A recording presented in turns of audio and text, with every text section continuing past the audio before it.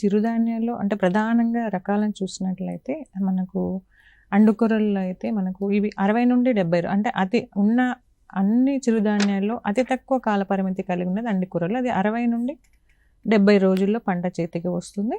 దీంట్లో మనకు ప్రధానంగా బాగా ప్రాచుర్యంలో ఉన్న రకం AK47. ఇంకోటి అరికల విషయానికి వచ్చినట్లయితే మనకి ఇవేంటంటే మనకు PSC1 అనే రకము, అంతేకాకుండా మనకు RK39025 అనే రకము బాగా ప్రాచుర్యంలో ఉంది. ఇది మనకు 85 రోజుల నుండి 110 రోజుల్లో పంట చేతికి వస్తుంది. అంతేకాకుండా అలాగే మనకు వరిగలు ఏంటంటే మనకు L1387, దీన్నే మనం నాగార్జున వెరైటీ అంటాము. అలాగే మనకు L5224, ఇది సాగర్ అనే రకము.